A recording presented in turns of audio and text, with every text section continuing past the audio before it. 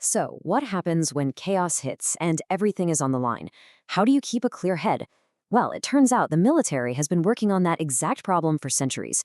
Today, we're going to crack open those playbooks and see how their tools can help us get a handle on chaos, not just on a battlefield, but in our jobs, our projects, and hey, even in our own lives. So, let's dive in and see how they do it. But really, think about it for a second. When you're staring down a real crisis, maybe it's a crazy deadline at work or a genuine emergency, your ability to think straight just evaporates. The pressure is on, and every single choice feels like it could be the one that messes everything up. And that's the whole idea right there. This quote from a Marine Corps training manual, man, it just nails it. In a situation that's messy and moving fast, having a structured process isn't some luxury that's going to slow you down. No way. It's the one tool that actually helps you think clearly and act with confidence. Okay, so here's the game plan. First, we'll talk about the big problem, planning in the middle of chaos. Then, we'll get into a leader's checklist they use called BAMSIS.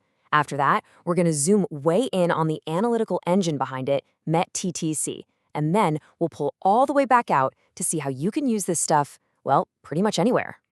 All right, first things first, let's talk about the core problem. You got to ask, why were these incredibly detailed systems even created in the first place? The answer is actually pretty simple. They were built to manage the one thing you can always count on in a conflict: pure, unfiltered chaos. Look, the military knows you can't eliminate chaos. I mean, that's just impossible. So instead, their entire approach is built around mitigating it, getting a handle on it. The real key isn't some super complex 100-page plan that's going to fall apart anyway. It's about having simple, solid plans and communicating them so clearly that everyone knows what to do when things inevitably go sideways. So, to manage all that chaos, leaders need a process they can fall back on every single time. For the U.S. Marine Corps, that process is a 6-step framework called BAMSIS. You can almost think of it like a checklist for your brain. So what does BAMSIS even stand for? It's a 6-step loop. You begin planning. You arrange for reconnaissance, basically figure out how you're going to get more info. You make that reconnaissance. You actually go get it. Then you complete the plan. You issue the order. And finally, and this is crucial, you supervise. It's a whole cycle that takes you from nothing to a finished mission. Now, don't worry about trying to read all the tiny text on this chart. The big thing to notice is just the flow. It kicks off at the top when an order comes in, and then boom, you're right into the BAMSIS process. But I want you to look at that very first step. Begin planning. Because this isn't just a quick brainstorm. That right there is the engine that drives this whole thing. And this is perfect because it shows you exactly how this stuff translates to, normal life. Your boss gives you a task. What do? You figure out what needs to be done, you figure out where to get info, you do the research, you finalize your plan, tell your team, and then you make sure it gets done. See? BAMSIS just gives that natural process a name and a structure. Okay, so let's double-click on that first super critical step we were just talking about. Begin planning. This is where the real magic happens. This isn't about making a to-do list, it's about a deep, rigorous analysis of the entire situation. This is what's known as the tactical thought process. It's this really intentional, structured way of thinking that forces a leader to look at all the critical pieces on the board before they commit to a single move. The whole goal is to cut down on risk by understanding the environment completely. And the tool that makes it all happen, it's another acronym, of course. It's Mett-Tc.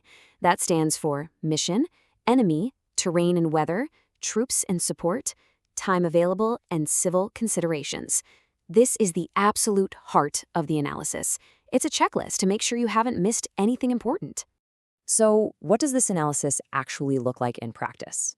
Let's break down each letter of that Mett checklist, because this is where all that theory turns into a seriously powerful, practical tool.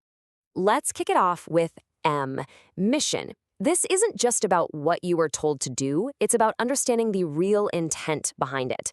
Next up, enemy. Now, this is anything that can hurt you. It's not just a person. It could be bad weather, a tight budget, or even your own team's burnout. Then you've got troops. These are your resources. What are your team's skills? How are they feeling? Are they gassed or are they ready to go? And finally, time. This one is huge. A classic military guideline is the 1/3, 2/3 rule. Leaders take just 1/3 of the available time to plan, which leaves a full 2/3 for their team to actually get ready and do the work. And believe me, this analysis can get super detailed. Just take terrain, for example. They're not just glancing at a map. They have their own checklist for it. They're asking, where can we be seen from? Where can we hide? What's in our way? Which piece of ground do we absolutely have to control? Every single variable gets looked at. But I want to circle back to time for a second, because there's this really powerful, almost mind-bending idea here. See, most of us think of time as this fixed thing that we just have to work inside of. But the best leaders, they see it totally differently. They don't just use the time they have. They actively go out and make more. So here's the difference, right? A passive mindset is, okay, I've only got 2 hours, so I can only do X. But an active mindset, that's, how can my actions create a window of opportunity to get Y done? It's all about grabbing the initiative, getting ahead of your competition, and controlling the pace of the whole situation. It's a huge shift from just reacting to actively creating. Okay, so we've gone deep into the weeds with all this painstaking analysis. What's the point? What's the big payoff? Well, it all boils down to one thing: being able to predict the future, or at least the most likely version of it. See, the whole point of doing all that Mett-Tc homework is to get inside your opponent's head. When you analyze their mission, what they're capable of, and how the terrain and time affects them, you can make a really, really good guess about what they're probably going to do. And this is what they call predicting the enemy's most likely course of action. And once you can predict what they're going to do, man, that changes the entire game. You're not just making a plan anymore. You're creating a counter plan. You can build your whole strategy to hit them right where they're weakest. You're not just reacting anymore. You're shaping the outcome. All right, so let's bring this all back to you. Think about the biggest challenge you've got on your plate right now. Could be a huge project, a tough negotiation, maybe even a personal goal. What's your mission? Who or what is the enemy? What's the terrain look like? What troops and time do you really have? Just running through that simple checklist, it might be all you need to get the clarity to make the right call.